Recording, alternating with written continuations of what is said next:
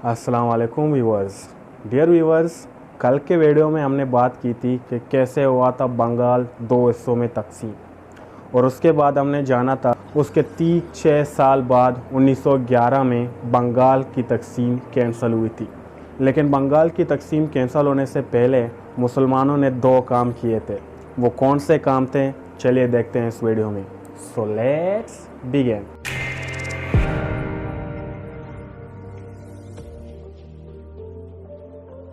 जी तो व्यूअर्स, ये तो हमको बिल्कुल मालूम है कि जब लॉर्ड कर्जन ने बंगाल को 2 हिस्सों में तकसीम किया था तो उससे मुसलमान बहुत ही खुश हुए थे।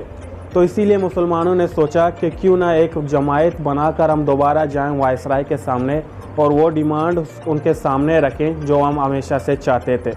तो इसीलिए तकसीम बंगाल के 1 साल बाद यानी कि 1906 में 35 मुसलमान, जिसकी सरबराही सर आगा खान ने की थी, वो चले गए उस वक्त के वायसराय से मिलने के लिए। और उस वक्त वायसराय लॉर्ड कर्जन नहीं बल्कि लॉर्ड मिंटो थे। और जब वो गए उन्होंने लॉर्ड मिंटो के साथ मुलाकात की और उनसे अपने मुलाकात के वजूहात बयान किए। मुसलमानों की सबसे बड़ी डिमांड लॉर्ड मिंटो के सामने ये थी कि उनको सेपरेट इलेक्शन की इजाज़त दी जाए, क्योंकि जब तक इलेक्शन सेपरेटली ना हो तो उनमें मुसलमानों का जीतना नामुमकिन था, क्योंकि हिंदुस्तान की मेजॉरिटी हिंदू की थी। अगर एक इलाके में 5 लाख लोग रह रहे हैं तो उन 5 लाख में से 4 लाख हिंदू हैं और 1 लाख मुसलमान होंगे। तो इस इलाके में अगर 2 लोग खड़े हो जाएं, एक मुसलमान और एक हिंदू खड़ा हो जाए, तो बगैर कोई शक व शुबा के वो हिंदू जीत जाएगा, क्योंकि उसको 4 लाख वोट मिलेंगी और मुसलमान को 1 लाख वोट मिलेगा, जो लॉर्ड मिंटो को थोड़ा लॉजिकल लगा था। तो इसीलिए लॉर्ड मिंटो ने मुसलमानों को कहा कि आप फिक्र ना करें, जब अगला एक्ट आएगा तो इसमें हम आपके इन डिमांड्स पर ज़रूर गौर व फिक्र करेंगे। तो यहाँ से भी हंसी खुशी मुसलमान वापस चले गए।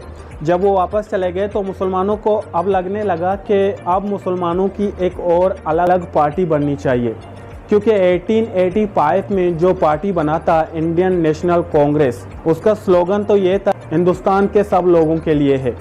लेकिन उस पार्टी ने उस ड्यूरेशन में ऐसा एक काम भी नहीं किया था जो मुसलमान के फेवर में थी। तो इसीलिए उन मुसलमानों ने सोचा अब से हम अपना एक अलग पार्टी बनाएंगे जो सिर्फ और सिर्फ मुसलमानों के इश्यूज़ और प्रॉब्लम को रिप्रेजेंट करेगा अंग्रेज़ों के सामने। तो इसीलिए उसी साल ढाका में एक कॉन्फ्रेंस हुई और उसी कॉन्फ्रेंस में मुसलमानों का एक अलग पार्टी बनकर आया जिसका नाम था ऑल इंडिया मुस्लिम लीग। इस पार्टी के सदर बने सर आगा खान। जब नई नई ये पार्टी बनी थी तो उस वक्त इस पार्टी का मकसद ये नहीं था कि मुसलमान पावर में आ जाएं, मुसलमान रूल करने लगें। उस वक्त सिर्फ और सिर्फ इस पार्टी का मकसद था कि मुसलमानों के प्रॉब्लम्स को अंग्रेज़ों के सामने ले जाकर रिप्रेजेंट करना और उन सब के सोल्यूशन को निकाल लेना। तो ये थी हमारी एपिसोड नंबर 4। अगर आपको अच्छी लगी है तो लाइक करना और चैनल को सब्सक्राइब करना मत भूलना। Thank you for watching the video. अल्लाह हाफिज़।